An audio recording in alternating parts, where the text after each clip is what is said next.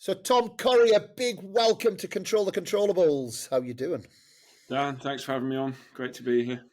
Hey, I looked at my notes. As I said off air there, I try and research as best as I can for these chats. And I had an email sent to myself that said Tom Corrie, May 25th. And I had about 7 questions written out. So this is a long time coming, I guess, kind of typical of the tennis world. But thank you so much for giving your time. And as ever, Tom, I guess the starting point, Control the Controllables. I want to get to know you. This is your episode. There's lots we can jump into. Anyone certainly in British tennis will know the Corrie name. The Corrie name, the famous name. I only knew you existed because I was told that you were renting a room off my brother's best friend many years ago. I knew Dave because he was your oldest brother. He was my age. And then obviously Ed I knew as well. And then someone said to me, yeah, this Corrie, Corrie's he's renting a room off one of my brother's best friends. So anyway, I now know much more about you, but I hope by the end of this even more. But tell me, youngest of 3? No, I'm the middle. You're middle. I'm Middle a of lost middle, as you said, like many people. I found you somewhere. Take me back all those years to the Corrie household and how tennis looked back in those days. Yeah, sure. Before we do that, can I just, firstly, thanks for coming on. Secondly, I wanted to say a big congrats to you across the various sort of outlets that you've been. Like, firstly, the move to take an academy to Spain from Britain is not a walked path, probably, and you guys seem to have pulled it off with great success. So, firstly, congrats on that. The second, the podcast is really cool. The fact that there's just a British coach, obviously your background, I know you're now a podcaster, but your background is all coaching and tennis, and then to have such a successful thing there is really cool. And then thirdly, Grand Slam champion coach is nothing to be sniffed at. And one of the things I wanted to talk about is understanding the level, which is now what I do for a living, obviously.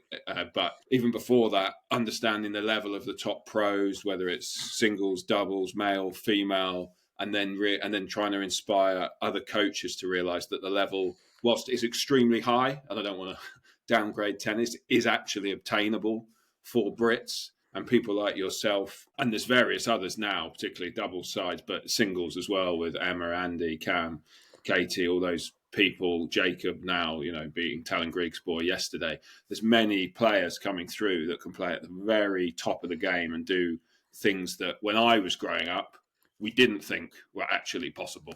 We didn't think, and we'll go on to my family now, but we didn't actually really believe that one of us could be like a Grand Slam, like later rounds. And we were right. None of us were. Yeah. But that actually is something that's becoming more and more amongst Brits. It's like, no, there's no reason that if you're good, you have to be good and you have to work hard and you have to do all the hours and all the stuff you've spoken about with all your other guests. But if you are good, you can achieve great things in this game. And you and other coaches are proof of that. So, sorry, I just wanted to get that out of the way at the beginning. It's very kind, Tom. It's very kind of you to say, and I guess to pick up quickly on that point, really, that you've made in the end, I fully agree with that. And actually, if I take my personal experience, I actually don't think I would have had the opportunities to achieve what I've achieved if I'd stayed in the UK at that time. I think that's changing. I do think that's absolutely changing. And I think, I guess one thing I've learned over the last 15, 20 years is tennis is an entrepreneurial sport. And maybe we've been guilty actually of putting people in boxes. There was, I felt what was my upbringing was almost quite boxed off. That's what you do now. That's what you can achieve. No, you can't hit with those players. They're in a different box. Now you're a doubles player. Now, no, you only coach under 12 players. It felt a little bit that way. And I guess just, now that you get the opportunity to do it, you realize everyone's a human. Everyone's got the same issues. Everyone's got relationship problems. Everyone's got anger problems. Everyone's got doubts. Everyone's got fears. Everyone's got all of these things. Yet if you day in, day out put the work in, and you turn up and you show up and you bring your best self as often as you can, then the world's your oyster a little bit. And I think, yeah, it's certainly been inspirational seeing all of those stories across the board. I think this week, 5 out of top 10 ATP doubles in the world from Great Yeah. Britain, and so many amazing things. And yeah, it's a pleasure to be a little part of that. But yeah, but the Corries, come on, let's not get me too off track here. I'm not used to compliments. As a director of an academy and as a podcast, I'm not used to compliments. So I ended up talking my way out of that. But back to the Corrie family. Yeah, so the Corries are one of these families where mum and dad, the story they tell us, which obviously I wasn't around to fact check it, but they met playing tennis when they were 16 years old or something daft like that, Rickmansworth or somewhere, and they both loved the game. They both played their whole lives. They both played county tennis many a time, both county and club captains through volunteer positions, and then 3 boys. I think one of the things I like saying is I genuinely feel we all got into it organically, Yeah. to the point where we probably didn't have a choice. I have never a memory of being forced to play, and I don't think either of my brothers do. So we'll come on to it in a bit. But my older brother played, his best level was college in the States, similar sort of time to you, I guess. Division 1 college tennis. Then he played futures back when they were satellites for a while and got whatever ranking, and he got an okay ranking. I was less good because I was the lost child for a little bit and had a few years off tennis, but went to college in the States, played D1 tennis for a bit, and then played county men's level still till now. And then my younger brother got to 200-ish ATP, and I coached him for a while, which I'm sure we'll come on to. But Ed was the best player, so it was a classic. We all went to the club as kids because mum and dad were playing tennis matches. They were playing back, you'll know, which I'm sure everyone knows now, you'll have like Sunday afternoon matches where I played endless of them, where you play 3 doubles. So it's like 6-7 hours at a club. They were playing and we were just there. And it was back when there was a club, we were in a nice club where we just roamed around playing tennis for hours, getting conkers off the tree, playing short tennis, playing table tennis, playing pool in the clubhouse. Like that was our life. So there was no memories of, well, you need to go and play tennis, you need to run, you need to do all this. It was just like, well, we like tennis, go and play, have lessons. Of course, we did have lessons. And then Ed was the best. He was on National Academy style stuff back then with the LTA. Me and Dave were just bumbling around lessons and local academies and things. Picking conkers was your S&C program. I have a memory of that. I just don't remember on a train, just whacking balls into the tree like people do.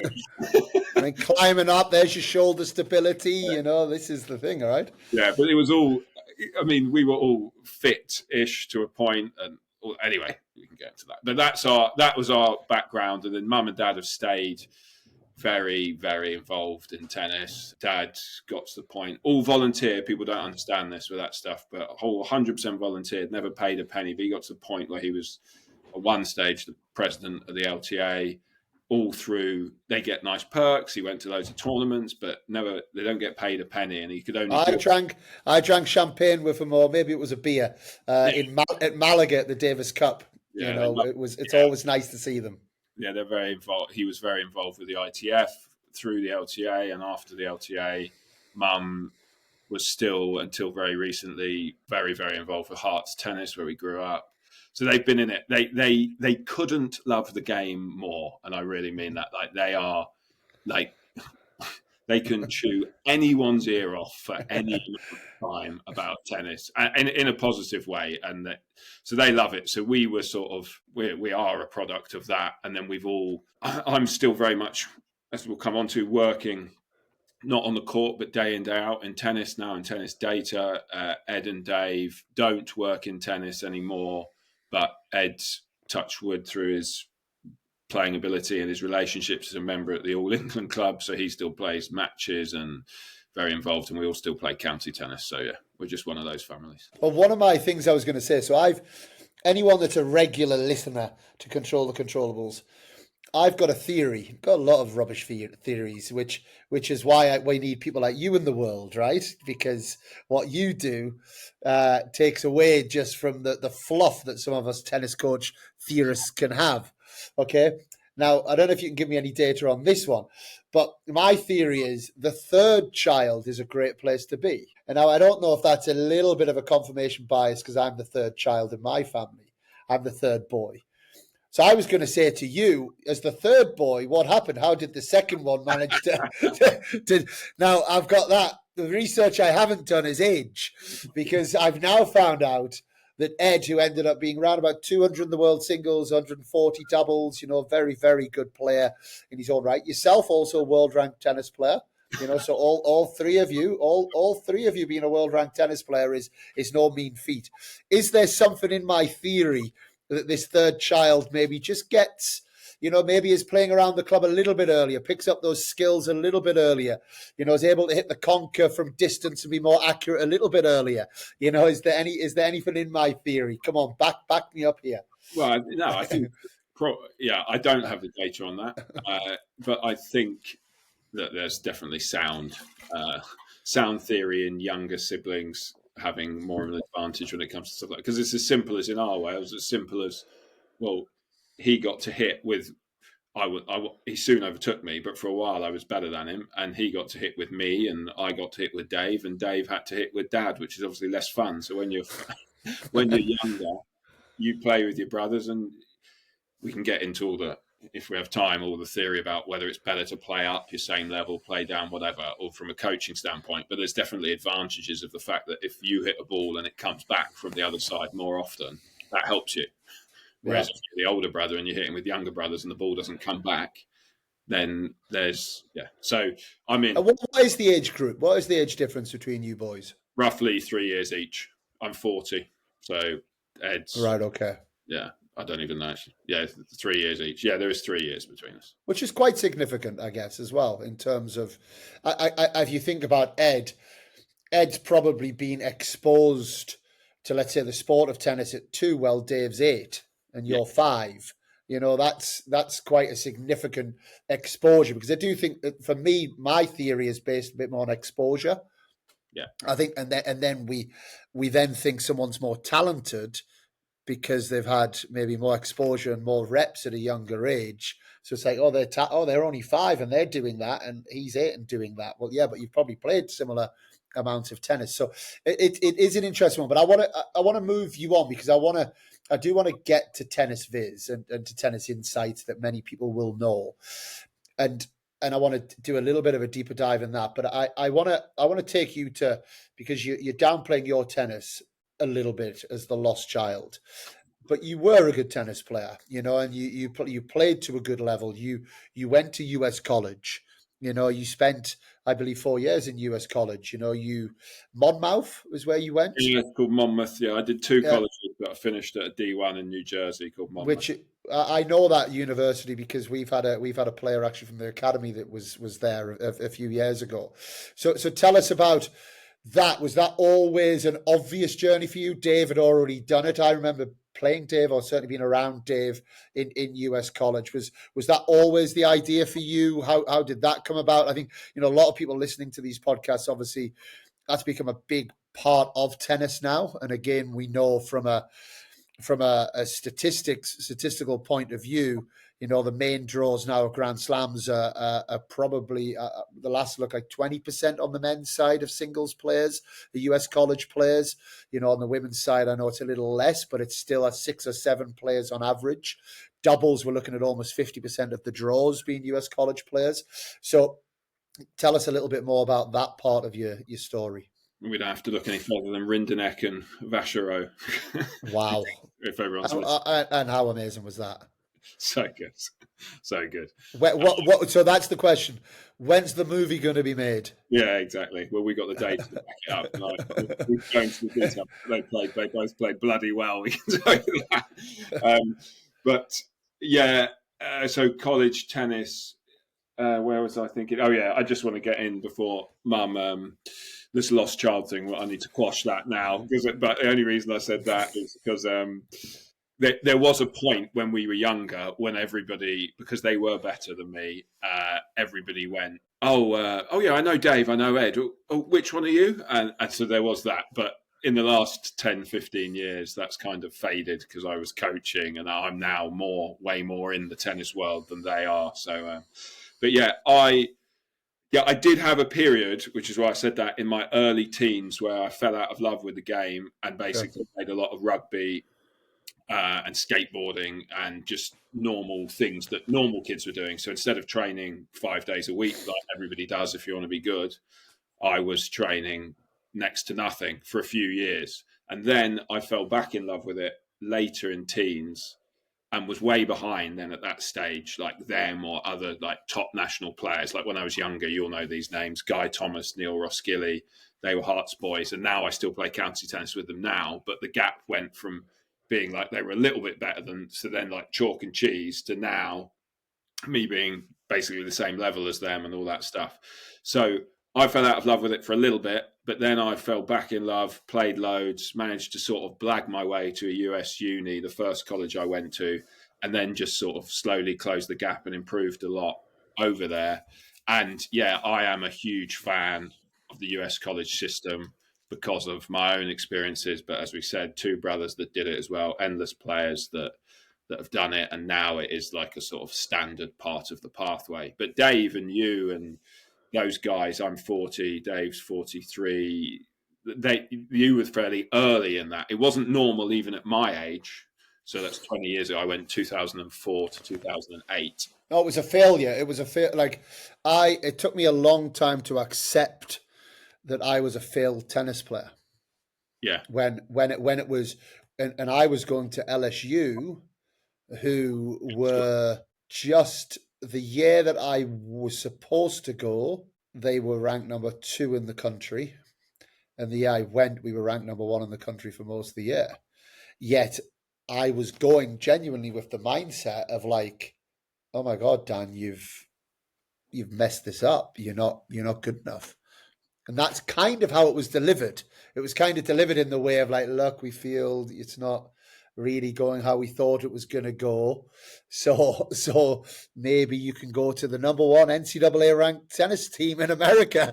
And that was seen as like, and to be honest, after 2 weeks of being there, very quickly I realized it wasn't a failure, and now I realize how lucky I was actually to have failed, to have got that opportunity. So it's amazing how it has changed. How influential were your parents on that? Were they, because all 3 of you going through that system, was that something they'd had experience on? Is that something that or it just happened that all of you had your own journeys that took you that way? They were influential in terms of they were very open to it, and therefore, but I don't have memories of them pushing for a second. It was driven by us wanting to play more tennis and them going, right, this is the most affordable way. Like Yeah. that's a big part of it. Was like, well, Ed played. Anyway, it was just the most affordable way to continue to train in a professional environment where you could get 2-3 hours tennis a day put on for you, strength, all the stuff that you've talked about before, strength and conditioning coaches, Yeah. kit, travel. If we'd stayed in England back then, I know that university tennis in Britain has moved on a lot, but I don't think back then it was a stage where, unless you went to 5 unis, which I wasn't going to get into, Loughborough or Bath or whatever, then there was no professional tennis environment to keep chasing your dream. I mean, I was way off the level, but I still thought at that point I could maybe be really, really good. So that's what kept it all going. And Ed was similar to you. He went to UT, that were one of the best in the country. And Lloyd obviously went shortly after him. Glassball, you one of your boys. And and he had the same feeling, like he had failed because he had tried to play futures and wasn't good enough. But I do remember the story, which I believe is true, is Dad stepped in and just went, look, you're going to travel around playing futures, spending essentially his money, which was going to run out, to play futures, and it's not a good environment, futures, if you don't have a really good supportive coach and you don't see a path out of it. Whereas you can go to college, they're going to pay for it because he was good, the vast majority of it. They're going to pay for it, and you're going to get all these opportunities, and then you can have a go again at playing futures. And every tennis player is better at 22 than they are at 18. Even the greats, Carlos is going to be better at 22 than he is at 18. So why not try then? And that was the path that they encouraged us, but there was I have Right. zero memory of any. But the value of knowledge, right? Yeah, And that's where, it's kind of, you've all of you boys have always come across to me incredibly level-headed, and I think having that knowledge background behind you of parents that do understand the sport, have got the bigger picture of gone through that journey multiple times, goes a long way. And in terms of when you finish college, did you play? Did you then try and play on the pro tour? Did you go straight to coaching? What how did that look? I was straight to coaching. I wasn't sure 100% what I was going to do. I almost got a job with, I'm sure, one of your friends, Aidan Graveson at Babolat. I remember getting Yeah. down for a last interview where I thought for a while I wanted to get into tennis sales and We marketing. need some balls, by the way, if you could get them sent out. That ship has long since sailed. I almost got a job there, and meanwhile I met Matt Wilcox at Yeah. Gos, and I started to hit. They used to pay me because at 22, I was, like I said, I was better than most 15-year-olds or whatever. So I was paid to hit with good players there. I didn't really think I was going to be a coach, but then I basically fell in love with it. I sort of didn't do that Babolat job, and then I started to hit more and more, coach more and more, like lots of young coaches, get feedback from players like that they liked having you around, and you could see them getting better at small things you were saying. And then I was like, oh, well, this is bloody good. I love tennis. I love coaching. At that stage, I love traveling. I love competing. I'm competitive. We're all competitive. So if you're not going to compete yourself, watching someone else do it that's listening to you as you now do in the box of Arthur Ashe is as close to competing as you can sort of get. So I loved it. I basically loved everything about coaching. So then I was down that path, and I was very lucky that Matt was setting up at the time one of the lead academies in the UK, and we were all young coaches, and it was a great environment, and we were all learning loads. So I just went full throttle into coaching, basically. From the outside at that time, you guys seemed like a real powerhouse actually as a coaching team. It's like, from the outside, I mean, I think Matt's fantastic. He's clearly a well thought out, organized, ambitious kind of young man, or he's a bit not so young anymore. And it felt like that was a real place to be. What was that? What made that environment what that environment was? Because there was then lots of players that were coming through that. There was lots of players being attracted into that. How, if you were to look back now, like 2 or 3 things that kind of almost non-negotiable things, like that's what we did. We did that really, really well, and that's what enabled the success of the place to happen. It sounds cliche, but genuinely the environment was all based around improving, and not just players but coaches, because we Yep. weren't when we started. I started full time there, shortly after college. Finished 2008. I hanged around for a year. Went back to the States, had a great time for a while, and then decided I want to be back in England. 2009, 2010, and the group of coaches were all young. So Richard Hawkes, who is now actually the managing director of Yep. TennisViz, was working there. Great coach, one of the best coaches I've ever worked with. Jamie Evans, very successful British coach, was there. Shortly after that, Tom Greenland joined for a while, very Yep. successful British coach.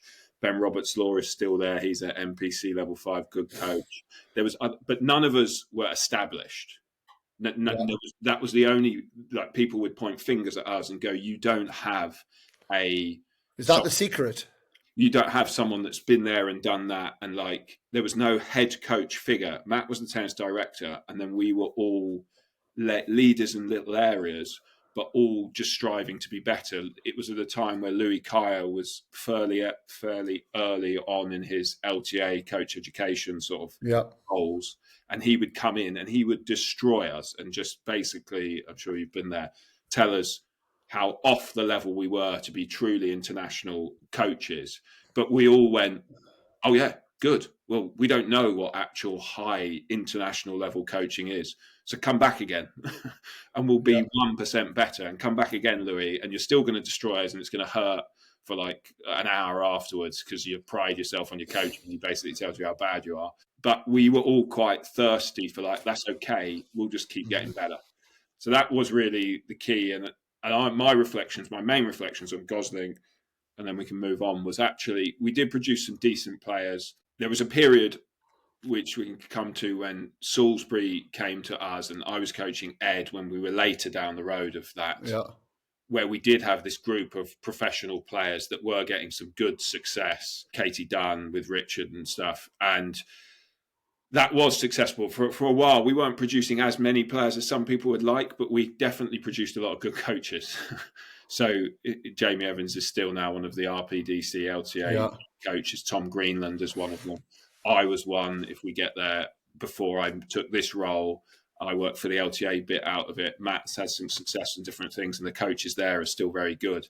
We grew a lot of really good, capable coaches out of that environment and some good players. I'm going to jump ahead a little bit because I do want to ask you a little bit more about your coaching, but a coach like yourself, why have you now moved into a different part of the sport? What's the link there, and what's the reason?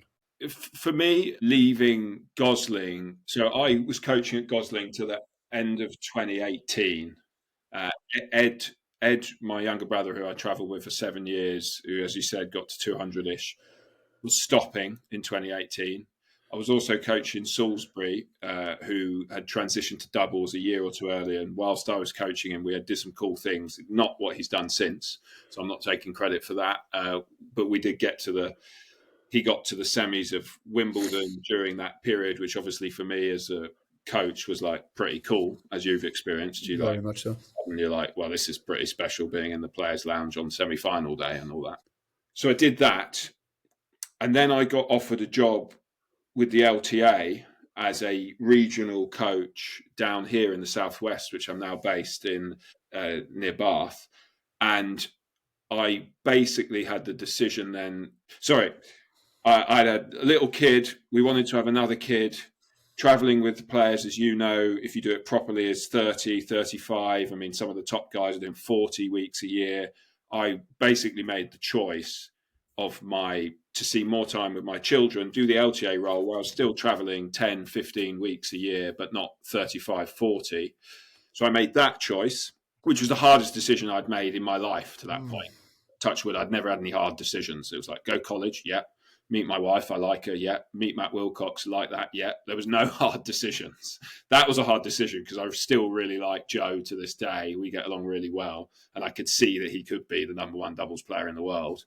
Yeah. He'd go on and achieve that. So I thought, am I going to walk away from that? That was bold. But I made that decision. That was very difficult. I then was coaching for the LTA. And then I coached at Bath for a bit, back on the court and off the LTA job. And I loved it. And I was going to stay. We live 15 minutes from the University of Bath. I was going to stay there for the next 10 years, easy. And the only reason I stopped was this opportunity. So I had and again, making this decision was now the new hardest decision of my life, because I found a lot of people in British tennis then going, am I really going to walk off the court? Because to your point, at 2021, which is when I started with TennisViz, I was the best coach I'd ever been. I was better than when I was coaching Ed. I was better than when I was coaching Joe. I was then working with 14s in the LTA role, but I had experience at the top of the game that I could help them. I'm not saying I was by all means amazing coach, but I felt very comfortable and confident in my coaching, and I would still seek out Louis and different people to tell me what I could do better. But the only reason I stopped was this opportunity. I actually didn't feel burnt out. I'm pretty fit physically. I still keep myself pretty fit. I like travel. I didn't want to travel, as I said, 35 weeks a year, but I like traveling 10, 15. I could have done that forever. And this opportunity is going really well and I'm really enjoying it. And the only reason I took this was I was like, well, I don't know anything about that world. I know tennis data, I already did, because we can come to that if we have time, but I love stats. I always have. I was always into that. But I didn't know anything about the broadcast environment, the media environment, the environment of websites and building websites, which we now do. So it was an exciting opportunity to feel like I was learning at a very steep curve again. Whereas in coaching, I still felt like I was improving, but I didn't think I was improving like every day there's something new. So that's actually what attracted me, not burnout, so to speak. And that's maybe why you've been able to make clear decisions as well, right? Making them on your own terms and having, I guess, they're hard decisions, but when you've got, it's the same actually when I moved to Spain. I was really happy in my job. I was really happy. I loved what I did. I loved working at Edgbaston Priory. I loved working with all the players, So it wasn't. I think when we've in a position where we're happy with what we're doing, but but get the opportunity to explore something that might be a little bit better for various reasons. That's a really privileged position, to be in. And it seems like you've managed your life very well to give yourself the options. But the question that comes into my head is, you didn't have experience in these things. Why the hell are they offering you the job? Well, well, I didn't have experience in some of the things, so I might have sort of done it a little bit there. But I did have experience in tennis. I did have experience in tennis data to a point, because we and Richard, who started the company for years, had been manually tagging matches, analysing data in a way less sophisticated way to we now do. But I had experience in that. I had experience in the British Tennis Network. I didn't have experience in the broadcast environment, but I'm, because of our backgrounds, friends with Nick Lester, Arvin Palmer, some of these guys who are commentating. And so when Richard was looking for someone else who understood, and actually, when we get into it, if it starts to transition to TennisViz, what we ultimately do is analyze tennis matches and analyze tennis data. And I do have good experience in that from a coaching standpoint. There's other performance analysis people that we have in our team, and there's data scientists we have in our team, and there's all these engineers that we have in our team that can do the things that I didn't have experience in. But Richard needed at that stage someone else that could watch a tennis match, help develop the technology to produce what you would want as a tennis coach. And I knew what, not perfectly, but I knew what you would want to a decent degree. Yeah. I had very similar experiences to you. And so tell me the story of TennisViz, because is it what Richard set out for it to be? Like when he first started the company, the vision that he had, the mission that he had, is that what he is and you guys are living, or has it transitioned and moved and gone into different areas? I think it really is what he set out. So he'd been doing it whilst he was still coaching at the very beginning. And then he's been full time with TennisViz and Ellipse Data, our parent company, probably 7 years now. I'm over 4 years. Okay.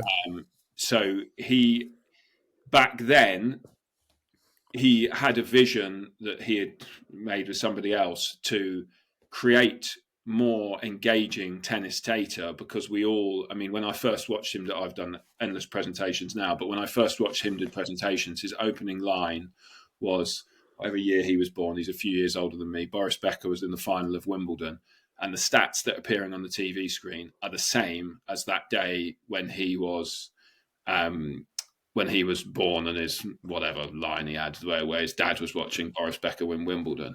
And he was like, we're all sports fans as well. So if you watch any other sport, the data has not stood still for the last 42 years. Yep. It's all 100%. moved on.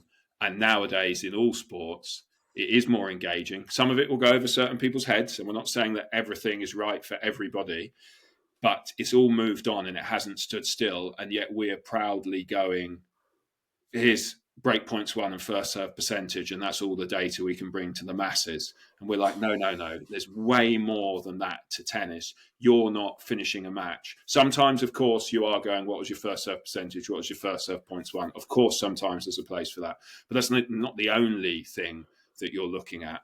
And if we could give you doubles data or the singles data that show you, that could show you a step deeper of some of the things that you're actually acknowledging in your head that sometimes you have the numbers for, but sometimes you don't. You just have the feel for, but then your feel is now backed up with data. Isn't that more powerful for performance and for the fans at home and all that stuff? So I do think that it's pretty much gone in the direction he wanted it to go. Sometimes business decisions, you can't control those because you take the opportunities you can get. But the overall vision of the company has moved where he wanted it. And is the target market players, coaches, audiences? What's the target market for the data that's produced? All of the above. So it's performance, which I lead a small team of to create data for coaches and players. So one of our league contracts is ATP Tennis IQ through our partnership with Tennis Data Innovations, TDI. We have a very close working relationship with them, which is a company set up between ATP Tour and ATP Media to manage their data rights. So ATP Tennis IQ is a full, and we can show it, but if people have watched Gil, I always bring that kind of stuff up. It's a full analytics platform for the players and coaches with all ranges of data and automated video tagging. So we do that side for our business. And then we also create data that's very fan friendly, like our shot quality score, which is a 0 to 10 scale rating, a serve, return, a forehand and backhand, using all the ball and player tracking data. So all of this is real data science. So the ball and player tracking data, which has commonly been thought of as Hawkeye data, but there are more companies now. We take all of their data. So that's the stuff you've seen on TV, the ball placements, the shot speeds, the spin rates. We put all that together and we've developed algorithms that essentially answer those pub chats of like, who's got a better forehand, Sinner or Alcaraz? And then that's obviously a dangerous debate to be getting into. But we all had that chat, and Louis Kaya would rate what's his rhythm, timing, momentum, like when we would do all the courses and everything. That's coach chat for different things that Louis would rate. And we'd all sit there and we'd go 7 out of 10, 8 out of 10. And me and Richard were like, loved all that. That was all very process tennis coaching. And we're like, well, fans would like that as well if there was a way to create that properly, not out of thin air or Tom Corrie thinks it's an 8.5, like something like that, but it gets boring. But real stuff that you can then measure improvement on as well. Because the other thing with our metrics, when it comes to players and coaches, is they don't care so much that you've got an 8.2 average and I've got an 8.1. But what you care about is it's an 8.2 now. What is it in 3 months' time? What is it on clay? What is it on hard? How does it fluctuate in the wind? Are you better indoors, outdoors with those things?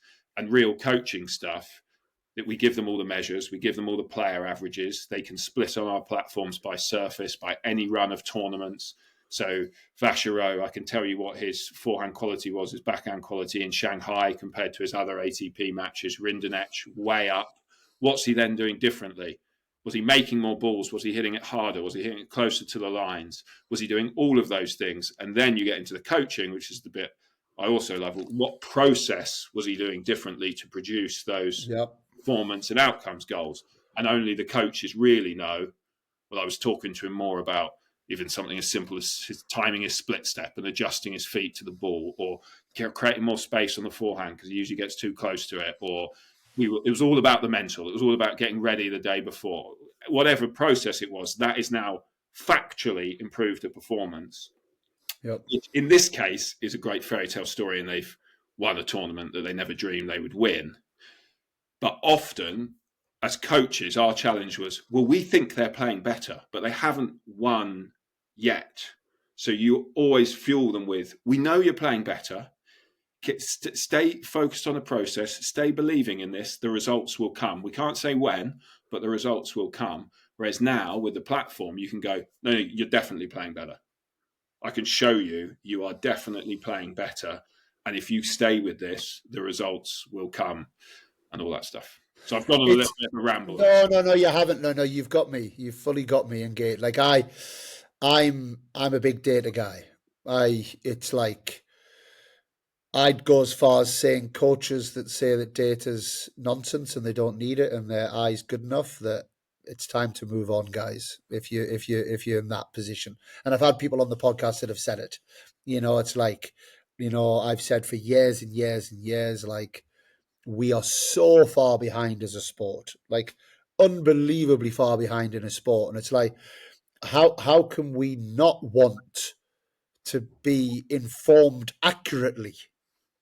Like, why would we not want that? Like, and I would honestly say, I've been a part now of major titles, including WTA finals, well, three titles, multiple final, all of these things.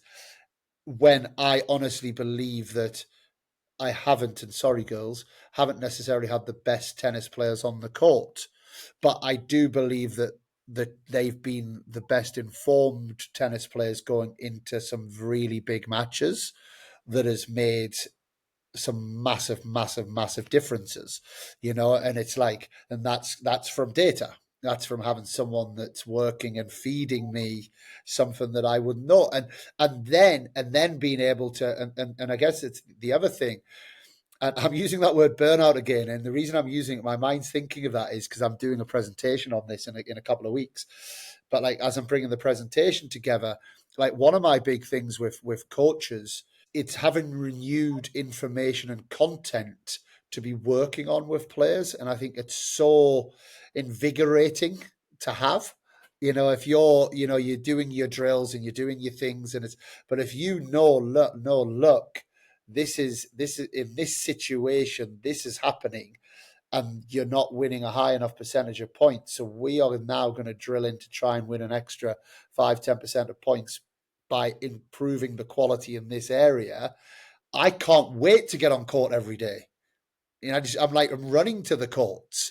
Yeah. If I don't have that strong purpose and understanding in my mind of it, it's a bit monotonous, and it's a bit mundane, and it's a bit, and which is if we're being honest, and any coaches listening challenge against me on this, if we're being honest, is a high percentage of coaches, right, that are getting the basket out and like, well, who have I got today, and it doesn't have that real feeling. I was working with some of the best coaches in the country, which I still very much respect as some of the best coaches in the country when I was doing my time at the LTA.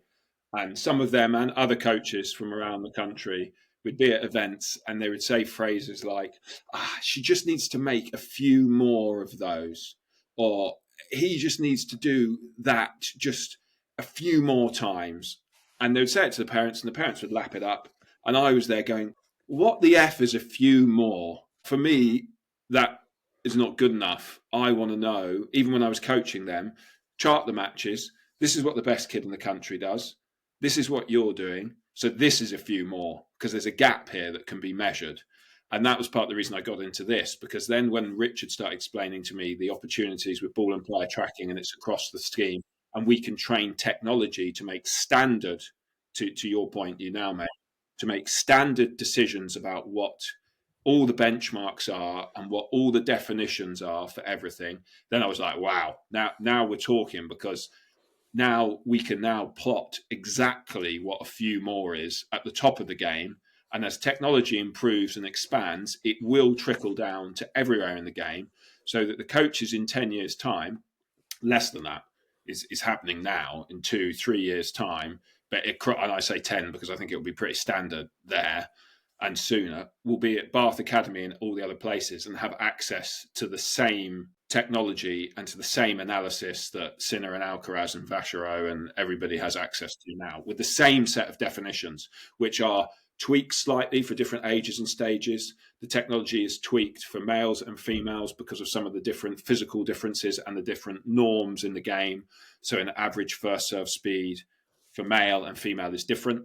So therefore, if you're hitting different benchmarks on a female serve, that puts you in the upper 5% on tour. That wouldn't be the same upper 5% on the male tour, but that is tweaked. But the underlying models are the same. So you can even compare, even understanding what I've just said, across genders, but across age groups and everything else. So everything is standardized. And the main reason for that is technology, because it's not your call, your analyst's call, the LTA's analyst's call, my call. It's not anyone's call. We've trained the technology, getting great feedback from top coaches. But now if you compare Vachereau to Sinner to Petri Pericard to Draper to players coming through challengers as TDI begin to roll out the tracking in challengers, it's all the same. So when I was coaching Ed, I would have absolutely loved this on whenever he got into a challenge event. So I could actually go factually, this is your ball speed. This is your ball speed in defense, offense, neutral. This is the revs that Carlos has got on his forehand. We know biomechanically, Ed might listen, his forehand's nowhere near as good as Carlos, never was, always a bit of his backhand return is bloody good, but his forehand off with no pace, he always struggled with.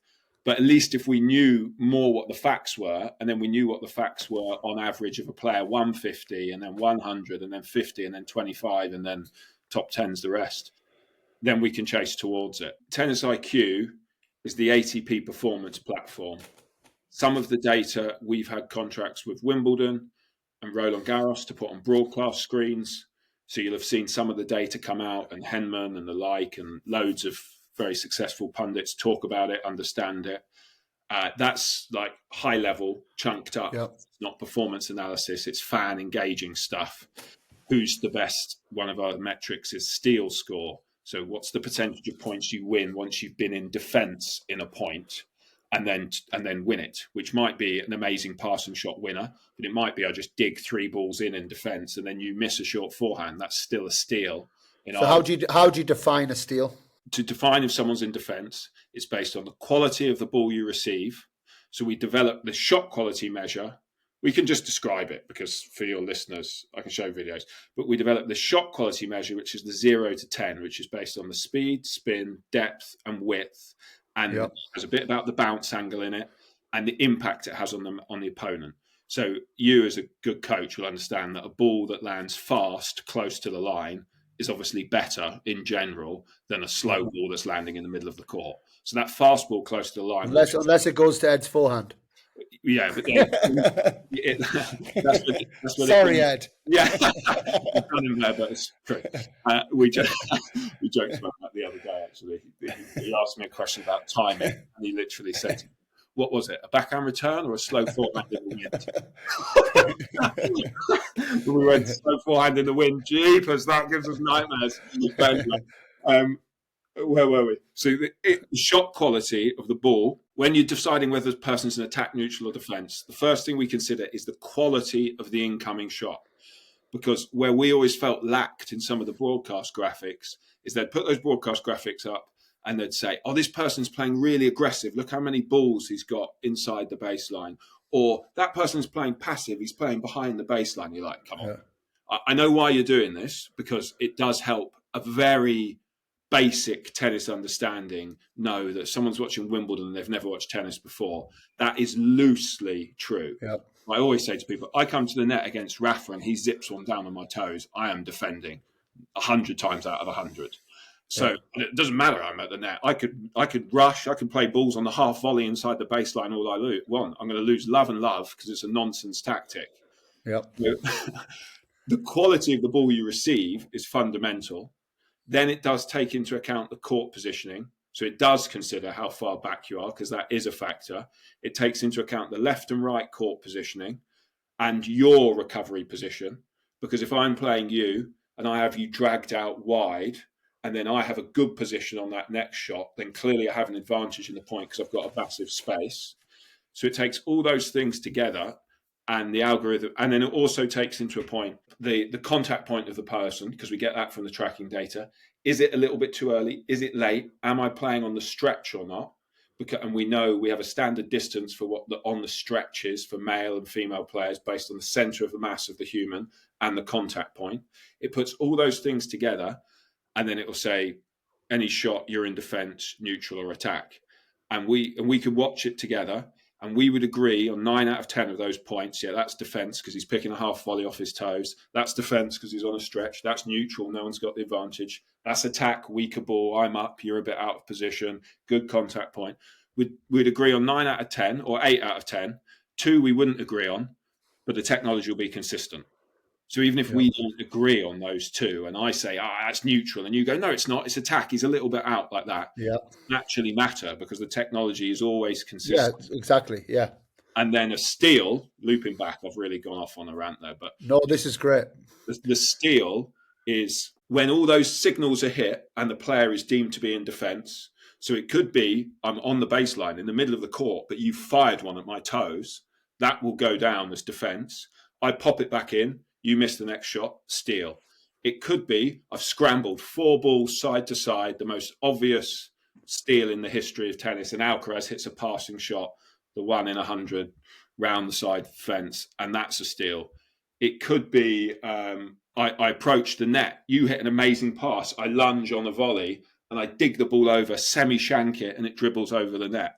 That's a steal. So the tech's doing all of those things. And a large part of that had already began development. It wasn't ready when I started. So when I saw the first signs of that, I was like, holy smokes, Rich, how have you done that with one of the engineers? And then I added some fine tuning, and we've continued to fine tune it for years. And then I was like, well, this is now game changing, because now, because you can derive a phase of play, as we call it, attack, neutral, defense, and you can devise this shot quality measure, and you can devise whether players at the baseline, at the net, consistently. So it's not the 2 meters inside the baseline. I'm not going to get into all the definitions on here because that's literally what we do and it takes weeks, but it's consistent and it's very good.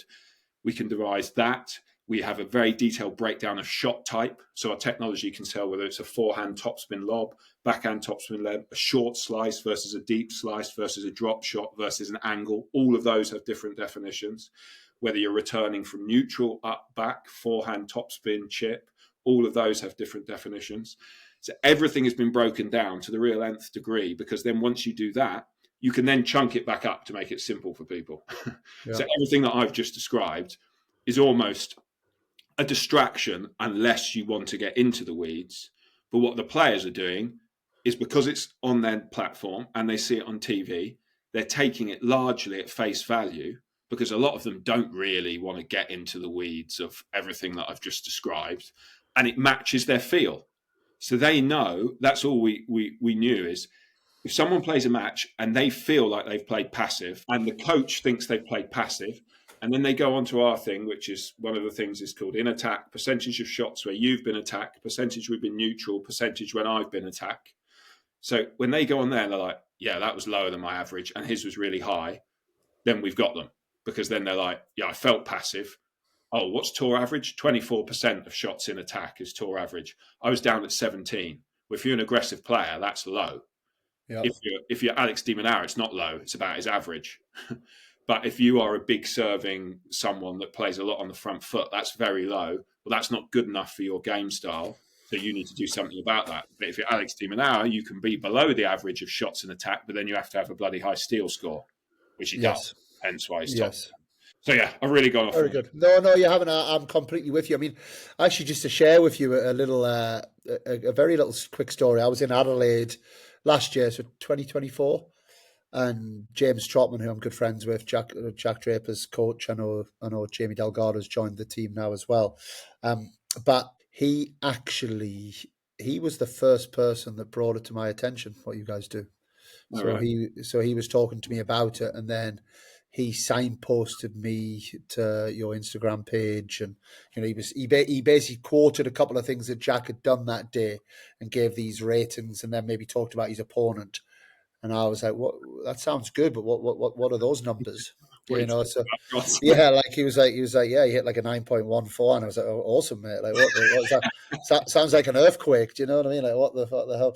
But yeah, so that was, that was quite nice. And then I guess what I'd love to do, because me personally, I'd love to pull up the screen. I'm looking at the time. We don't have the time right now. I would absolutely love you to promise to come back and do that, and we can do something a bit more YouTube appropriate. But I'd like to have a pub chat, and with you, just and maybe imagine we met in the pub where we haven't drank too many beers yet, so we're not getting into too much. We're keeping it professional, but we're having that pub chat that you mentioned. A few curious things I have, rally length, has been a big discussion over the years. Is rally length changing Is that something that we are seeing changing? Is it going up? We've been quoted, very low numbers in rally length, which I think came as a big shock to everyone maybe 10 years ago. Where are we at with that? Incrementally, and depends on surface and environment. So it will have a slightly larger rally length. Obviously, the stuff you already know. Surface specific, clay will have fractionally larger than hard as to grass. Environment, levels of humidity, which slows the ball down, will increase that slightly. I would need to be brutally honest, Dan, I would need to get into the weeds with one of the data scientists to answer that properly for you, to tell you what is I know that it's fractionally changing from an average rally length on tour of 3.3 to a certain events 3.5, but I can't tell you off the top of my head like which events are doing this. Okay. Is there enough in the court speed for that? Yeah, but when you're watching, it's always player dependent, right? As well. So absolutely. Ball speeds. Ball speeds are getting fractionally faster. Yes. In rally situations, people are hitting it bigger, as we know, because of technology and the way that they then trust and develop their game. So I'm always a bit. It is obviously tech has led that revolution, and I don't mean our tech. I mean string quality, etc. But then it's the biomechanics that's actually making the difference. Now that younger players are able to swing freer from further from the ball because they grew up trusting the technology, but it's the evolution of the physicalities and the level of muscle relaxation. Like I remember and you'll remember Shapovalov, when I first saw Shapovalov at a Futures in Canada when I was traveling with Ed and Felix or Aliassime when they were like 15, 16 years old. And I think Felix was at the time the youngest player to qualify for a challenger in Drummondville when we were there. And he was like 15, obviously looked older. But the level of muscle relaxation, particularly Chapo, had when he struck the ball, you were like, sorry, what's that? Yeah. The noise it made off the racket. It was noise. I remember seeing them at juniors. Yeah. Noise. And you're like, what's that? And now you watch a lot of the young players coming through. I'm not Chapo is still loose whenever you see it, but there's more and more. I mean, obviously Sinner and Alcaraz standout examples coming through where you're just like, well, it's standard now. If you don't have that level of muscle relaxation, you better be insanely good at something else because they're all doing it. And then Andy's famously talked about, well, when I play them, I had no time. Even when I was playing Novak and those guys back then, I would feel like I had a bit of time if I got the ball there. Whereas I play these guys, there's no time anywhere. They're just swinging on everything. So I've got into coaching stuff, but that is influencing the ball speed a little bit. Yeah. So this is a one, maybe a little bit less pub chat, but I do want to get into a couple of Alcaraz Sinner things because I think it's a topic right now, right? And I think it would be nice. It would be nice to jump into, but. I had a guy, Chris Lewitt, on the podcast a few months ago. He's someone who's really looked into Spanish tennis. I've always had these theories on Spanish tennis over 15 years of working here and having a home here and an academy here that I love 95% of what Spanish tennis stands for. But I always had this little 5% that I thought, I wonder if they're going to get caught out on that, and I guess in very general terms, the Spanish system has been built around almost the serve starts the point, and we look to play quite tactically. We're very much looking to use the forehand to get high up onto the backhand, and lots of basic patterns around that. So I guess my question to you is, do you think the game's getting a little less tactical and more physical and ball strike? Moving incredibly well and striking the ball, or is that just another one of my fluffy tennis coach theories? I'm trying to think of without just going fluffy and bring it back to some of the metrics to as a sort of better way of answering that question. When you take the Spanish players, and while you're talking, I was just whipping them up. We got Alcaraz 1, Davidos Fokina 20 in the world. This is this week, whenever it goes out. Minar 42, Badistragu 57, Martinez 89. None of those guys, so I'm going to sort of answer the question in two ways. None of those guys I'm scanning down now are Carlos. Let me find him. I'm going to find something that's going to make him seem more human, which people don't like. But Carlos is 67th in the serve quality leaderboard. Okay. And that's the combination of speed, spin, how close to get to the line. Has that got better this year? Marginally. What has got better on the ATP Tour, which we can talk about all that data as much as we want, on the ATP Tour, his serve effectiveness, which is a slightly different measure, which is, so serve quality measures speed, spin, accuracy of the serve, and it does contain a small impact on what it does to the opponent. Serve effectiveness, which is another measure we've done, which is one that you would have done in your coaching and I could do manually, is how often does my serve either create an ace, an unreturned serve, if it's a first serve, or I'm in an attacking position on my next ball. So how often does it give me an advantage in the point? He has seen an increase in that. His serve quality has improved marginally, which brings him up the ranking a bit. His serve effectiveness at different points this year is up nearly 10%. So is he serving smarter, is a question. Is he picking the opponent's weakness at the right time to then get more unreturned serves and shorter balls? Data would suggest yes. But where I was going with, he's 67th. I'm going to have to keep scrolling down to find the other Spanish players. Yeah, there you go. Yeah, because the serve quality is low. So that definitely backs up one of my arguments for it. Yeah, and then the second thing I was going to say about the game is that one of our metrics is called conversion score. It's the opposite of steal. It's when you are in attack in a point, what percentage of points do you go on and win? So how clinical are you being is that I was thinking about. Yeah, like it. Who's been the best at that in the recent years? In the recent years, Novak. Not in the last 2 years, but before that, when we started producing the metric, we're watching it and we're going, we're watching the outputs come out and we're like, oh, this is just like poetry to a certain degree. Yeah. Novak, we watch him with his eye and we think he doesn't stuff up short balls. He's not the most natural volleyer of all time, but he's now very efficient around the net. And it's more about, I have those short forehands. I have balls where I'm slightly in attack on the point. Do I put it in the space and have a very low error rate on that?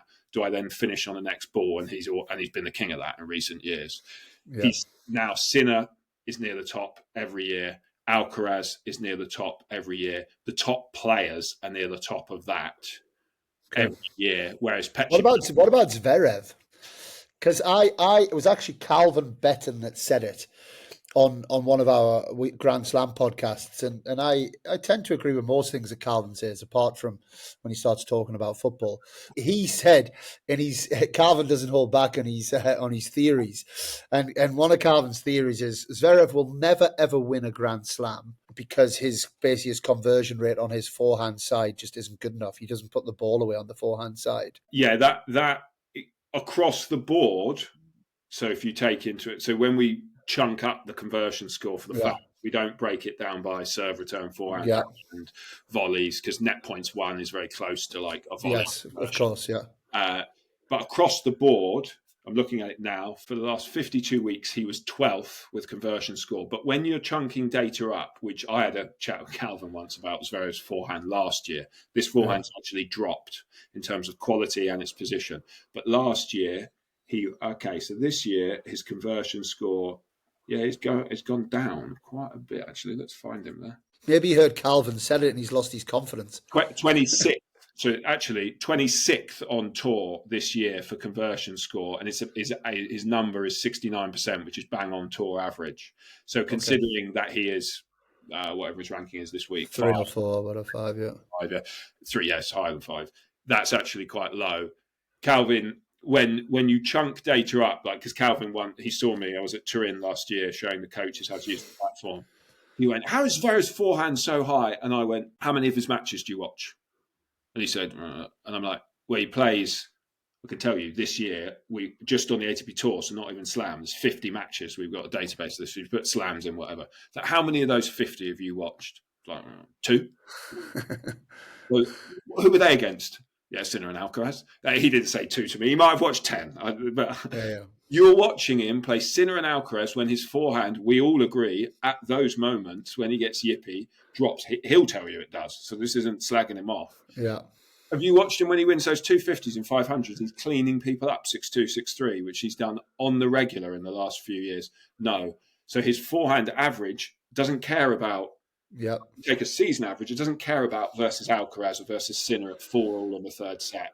It cares about every forehand he's hit. But as a coach, then as his coach, you're going, okay, our issue is here. So Absolutely. how do we overcome that? And that's the beauty of all of this, right? It's not, because that's the thing I love about it, and the thing that I would love to get into the weeds in all of this. It's like, as coaches, we need to know the weeds, and but the art in what we do is how that's then delivered to the player, right? And it's actually one of the things I love coaching doubles players, because it's completely different how before a Grand Slam final, how I would talk to my team will be completely different between the two players. Yeah. One of them I'll be pretty deep analysis, sending videos, having big conversations.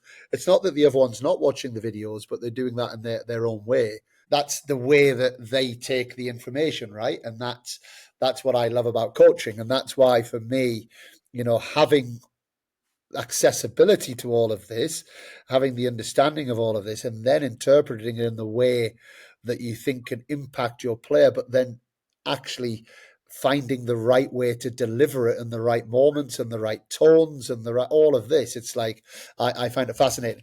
I want to ask a couple more bits. And I apologize to my kids who I'm supposed to be on court with in 2 minutes. But this is going to make up for it when you listen to this, because it's great information from Tom. I'm going to go into the Sinner Alcaraz. And I've been guilty of saying, I think, what is quite a consistent thing. And I heard you saying it as well. So I'm taking you down with me. You said it on with your podcast, your conversation with Gil on YouTube, which was excellent. That Alcaraz lacks consistency in how he's putting things across. Sinner's the consistent guy. Sinner turns up. Sinner's always there. Whereas Alcaraz can lose early to anybody. And I think Alcaraz, not that he's listened to me, but I think he's listened to experts on the TV as well, because it feels like this year he's had the bit between his teeth where he's almost gone, do you know what, guys? You're telling me that I'm inconsistent. Well, how about this? I'm 66-6 on the year. How's that? How's that for consistency, guys? Is that all right for you? I'm 2,500 points ahead of Yannick Sinner, and then a further 4,000 points ahead of number 3 in the world. Is that all right for you? Are you happy with my world number 1 this year? Winning all of these matches. So, what is the data tell us on Carlos Alcaraz and the fact that he needs to be more consistent? Well, there's two things at play there, isn't it? It's like, in the last, however many, 2-3 years, yes, he's had a few stinky results here and there. But in general, his results have been very consistent. But when I say about the consistencies, I'm not, because I'm privy to the numbers on a live feed at almost every match he plays through different contracts and different things. And I'm an addict now to this stuff. Like, this is I don't do much apart from Tennis Insights. Check it out on Instagram. I don't do much. I don't do much Instagram or whatever. My dopamine comes from watching tennis numbers tick over in real time. But anyway, because I'm into that, his performances will fluctuate more. As simple as a forehand shot quality number, which again is the speed, spin, depth and width, the impact it has on his opponent, and very much consistency is in there, because if you hit the ball out the court, you get a 0 in our model. And people say, well, yeah, but he's those amazing. It's also smart. Sorry, just to bang on at that. It knows that if you're in defense or extreme defense, and you hit an amazing shot, you'll get way more of a boost than if you're in attack and you just put a forehand away. And if you miss from extreme defense, you get a very minute, negative effect. Whereas if you miss a forehand sitter that everyone's expecting you to make, and the probabilities you'll make that, you get more of a negative. So it does all that smart stuff. Yeah. His will fluctuate more across the season than Yannick's, because there's matches that we can all remember where it's like, oh, he's a bit off for a set. It doesn't mean he loses the match this year. Yeah. He can be off for a set, and he can spray his forehand everywhere, and he can hit drop shots at the wrong time, and he can overpress, and he can do some things, but he can lose that set, but then he still wins the other 2 sets, so he still wins. But that does affect his overall season ranking, because he does that enough. He ends up with a lower forehand quality than Sinner, who basically doesn't do that. He basically plays like that every day and like this. But all of that said, I've just put the last 4 months into my platform while you were talking, and his forehand quality for the events I'm going to read out: Tokyo, Cincinnati, Queens, going back that far, Rome. So it's actually the last 6 months. He's if he averaged that for the next 6 months, he'd be number one forehand quality of all players, which he's already like 3, but he goes above Sinner because he has been that much more consistent in the last 6 months. So, and you heard me do the thing on the pod where when you put those two players' scores side by side, it does match sort of perception where Sinner's slightly higher in our metrics for the last 52 weeks. But then when you put their head-to-head scores when they play each other, most of them tilt in Carlos's favour because he lifts his level against Yannick. Yannick has moments, like the Wimbledon final, where he lifts his level versus Carlos. But on general, across the ATP Tour matches, his level has actually gone down slightly in a couple of key areas, and Carlos has gone up. So in layman's terms, you've got those data points. Forget almost in some ways, one of them's Alcaraz's numbers, one of them's Sinner's numbers in the head-to-head.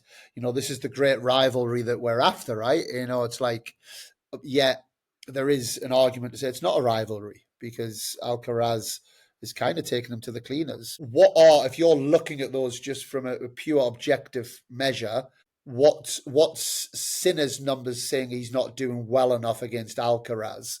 And what is Alcaraz doing well against Sinner that's not enabling Sinner to do it as well? Yeah, I got one key one that you probably heard me say there, but is that conversion score. Is the points won when you're in attack, how clinical you're being. Sinner the last 2 years has obviously been one of the tour leaders in that. When he plays Alcaraz in ATP matches, it's down to 61%, a drop from his tour leading number of 73%. So that's a 12% difference in attack. How many points do you go on and convert?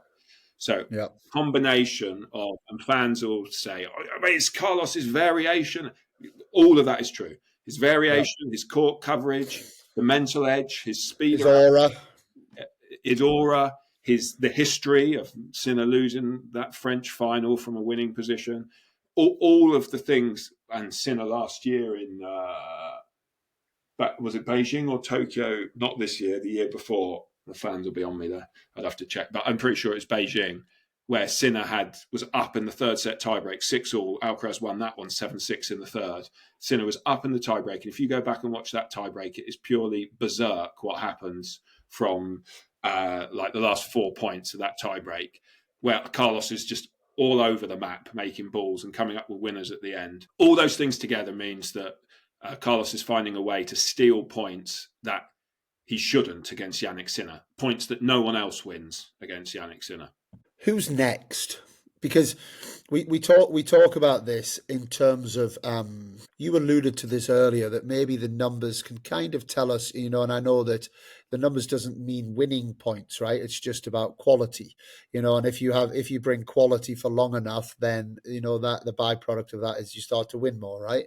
Yeah. At least that's what I try and tell my guys. That's one of my big philosophies. So I hope that's true, but it's like it's become the last 8 Grand Slam finals now, and we're just talking about men, guys, by the way, because this is not available on the WTA side. Just to get that out there, just before I start getting angry people coming at me. But it's that's something we can talk about next time that we have you on, Tom. But in terms of that next player, even if you look at it from a points perspective, I think it's 4,000, but it's almost half. I think Sinner's almost got double the points of the number 3. And then Alcaraz is then another 2,500 on top of that. So we're talking about almost to the point of boredom in some ways, if we're not careful here, that these guys are dominating. Who's next based on the numbers that you're seeing? Is anybody getting close? Well, and I might get accused of biasy here, but Jack is number one return quality of 2025 so far. Wow. So in terms and a big part of return quality is balls made, because if you don't make returns, you don't get scores. Yeah. But I know he's worked hard on that. I know I'll not go into the details on that for obvious reasons, but I do know that he's done a lot of work on that part of his game. And he obviously hasn't been able to have the chance to increase or decrease, because if you put in a few rounds of bad matches, it goes down. But he's number one on return quality in all of his shot qualities and the other metrics. To talk about that shot quality, but there's other things to the game. The other metrics are moving in the right direction. Fonseca has the power. It's obvious if you're an experienced coach. The muscle relaxation, the timing, the rhythm, momentum on that forehand is as good as it can be. The landing it in the court is not yet as good as it can be. So his shot quality is average at the moment, but that's not because the forehand doesn't possess the capabilities to be one of the best in the world. It's because he misses the court more often. And who used to do that? Carlos. Yeah. 3 years ago, I was getting frustrated with his forehand shot quality because I was like, no, this is one of the best forehands, and I've got to go on a podcast and tell people why it's 50th. And they're all going to go, no, your model's wrong. And I'm going, no, it's not. You need to watch really closely. You need to watch him miss those forehands because it's really pissing me off. And you've got to watch Juan Carlos in the corner, who's literally like got his hand on his head, going, "What? Calm, like." But luckily, history he's sorted that out. He lands them all. Now he's top 3 or 4 quality every year, and could be number 1 if he lands a few more. Anyway, so Fonseca, I have the belief, this is just a Tom Corrie belief, that forehand quality will continue to rise as he lands more, and that will push him up. And then in terms of other people, Arthur Fee, his forehand quality has improved a lot. Similar story, always had the revs, always had the power. It's a beautiful looking forehand in terms of like muscle relaxation and rotation and how he lines up for it. But he missed the court a lot. He stopped missing, and that went up quite high. I'm not saying he's going to win slams, but Diallo has come through this year with hell of an athlete, great serve quality, in the top 10 for serve quality, big power on all sides. So he could be someone to come through. And then you have, what will be really exciting is, as I alluded to, Tennis Data Innovations are starting to push out the tracking across challenges next year. They're already doing it at the moment, testing phases. And then you'll start to have all of this data, as you know, on the top main draw, let's say 300, but even lower. So then you'll really be able to plot some of those guys that come in, and you're like, I can't tell you whether they've been reproducing that at challenges. Like a young Felix, you'd be going, like, when he broke through, it's like, well, it's no surprise really, because he was just dropping 125s at challenges at 15 years old. So now he's doing it against whoever, of course, he can already do it. So that'll be really exciting. So I'll be able to, in a year's time, I'll be able to dive deeper, that lower the rank. Amazing. That stuff. You be careful. You'll have all the gamblers that are listening to you, though. That's the only problem. If you get too good, a bit like Rain Man. Last couple. Who's the most overperforming? So in terms of like data, doesn't necessarily say that they should be performing as well as they are. Well, Shelton at the moment is obviously climbed the rankings to, where is he this week? 6, as high as 6. Shelton is someone that his ranking points are ahead of his performances to date. So what I mean by that is, when you're collating data at like a 52-week level, it's obviously counting, as we said, all of his matches. But to actually have a really high tennis ranking, you don't have to, like, if you make 1,000 points here and 1,000 points there and 1,000 points there, which obviously is easier said than done, you end up with 3,000 points, which puts you right now at like 11 in the world. But you could have played 3 really good events and pants and the rest of them. I know it's not quite simple, but Shelton's obviously done really well in some slams and some big events, but then he still puts in some lower level performances at other events which drag his scores down. Now his serve is already top 10 serve quality, and as he increases the accuracy, he has the capacity to be 1 or 2 with Petri Pericard. Petri Pericard 1? Petri Pericard 1, because Opelka, it's got to be up there. Opelka, yeah. I could do it right now. So Shelton 10. Shelton, that's lower than I thought it would be. 9. He's 9. Okay. Petri Pericard, Opelka, Hurkacz, Zverev, Bublik, Yep. Fritz, sneaky good. Fritz, because obviously his service is big, but it's not. You don't think of it like you do like Opelka, where you're just like, well, you wouldn't pick Fritz ahead of Shelton. No, but Fritz's accuracy, and I spoke to Brian about this actually, because he was another one where Shelton used to be just outside the top 10 on serve quality, and it used to annoy me. And I saw Brian in Madrid, this is going back 18 months, and I went, Brian, this is his serve quality. It's actually not as high as if I was plucking Tom Corrie out of the air. I'd have him top 3. But his accuracy, which we've got all the measures of that, how often he hits close to the lines, is lower than all of these guys. And he went, tell me about it. And I went, good.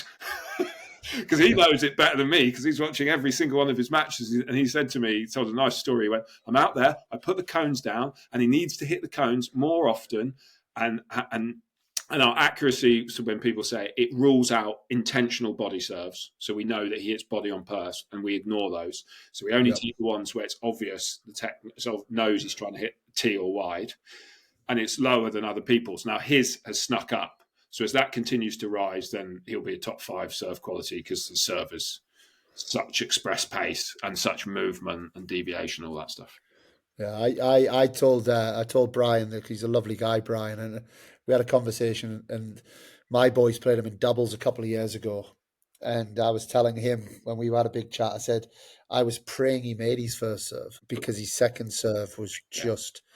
And Brian was saying, no, we know, again, I'm trying to get him. He just wants to hit this bloody 140 every time, but like getting that ball to move, it's like, give up. Like what chance do you, especially as a righty against a lefty, there's nothing worse. People think that they hit the lefty slider, but for me, it's the lefty kick that is just like, and he just does it beautifully. Unbelievable. I could talk for hours on this. It's a treat to have you to go through. So thanks for giving your time. But I can't have you on without doing our traditional quick fire round. Control the controllables. It can be as quick or as slow as you want, but quick is sometimes good. Yeah. What does control the controllables mean to you? It means managing the things that you can manage. Who do you see winning a Grand Slam on the men's side next, in your opinion, outside of Alcaraz and Sinner? I'll go bold, and I will go. I should have brought him up before. I'll give it. My heart wants to say Jack, but I'll give it to Jack or Shelton. I'll go Shelton as well. Like Shelton could win a slam. I believe that. I believe Shelton's next in line. I've said that a few times. Who was your role model in your tennis career and coaching career? When I was playing college tennis, Fed was at his peak. I mean, but I like them all. I liked all those big four. And I used to have a soft spot for Henman as well, because as a Brit, when I was younger, a teenager, he was ruling the roost. And as coaching, for me, Louis is the best. Kaya. 100%. You've probably had that before, but... from myself. There's other people that are great coaches, but I'm yet to come across anybody that's better than Louis. I agree. We've talked a lot about data, but from just a look, an aesthetics look, who are the most pleasing tennis players on the eye, in your opinion, male or female? It's tough to go past Carlos and Yannick, both different, but how can you not love the pure pace and athleticism of Carlos and the fluidity of Yannick? That's just, it's tough to see past those. On the female side, aesthetically pleasing, I mean, Zabalenka is not, it's a tough question there on that, but I like watching her play. I mean, the way I'm going to flip it a bit. The way she takes the ball on, the way she competes, the ruthlessness of it all. I mean, I know I've gone for about as out the box there as I've picked 2 number ones. But that's all good. If you could steal one shot from another player and add it to your game back in the day when you were at Monmouth. And when you were picking up those ATP points, who would it be and why? I mean, I've got the list of the top 20 in front of me, and I'll probably have any of their shots over mine. But let's be In history. This is in history. This can be anybody in history. Oh, What shot? The one shot you'd take. I tell you what I'm going to do. I'm going to flip it slightly because I'm actually not going to say a shot. Despite I've talked about the shot quality, and me and my aging 40-year-old body is still quite fit. But the idea of moving, like, I don't even have to pick Carlos, but I'll pick Carlos or De Minaur or Musetti or Caboli. I can see the idea of moving like them is what I'd have, because I watch them move around their backhands to hit forehands, and I just only dream of like floating like that. Like that's what I'd have. I like it. I like it. If you could replay one match again, win or lose, for the experience that you had whilst playing that match, what would it be? But yeah, Your playing career. you've brought up so when you said I was world ranked, you've been very generous. I basically played like 2 futures in Ed. I played one with Joe and one with Ed when I was coaching them. It's purely Decent partners. I picked good partners. Ed had won lots of when it comes to futures doubles, he was good, and Joe turned out to be very good at doubles. I played one with Ed in Portugal, and it was on a clay, which Ed was not renowned for winning many matches on a clay. He lost in the semi-finals to a guy who'd been 150 who was decent on the dirt. Long match. We muscled our way into the semi-finals of the dubs. He will back this up. For large portions of that match, because it was the same day, was the better player. I was playing really well. And then we had 2 match points. One of them had a double fault on. And then they won the final 2-2. So I full on gagged. And I wanted to win so I could walk. I was coaching at the time. My ego was so invested, which we know it shouldn't be when you're trying to perform, because I wanted to walk back into the bubble with all these 16, 17-year-olds I was coaching, just going, boys, what's the issue here? Just get out there and play some tournaments and win them.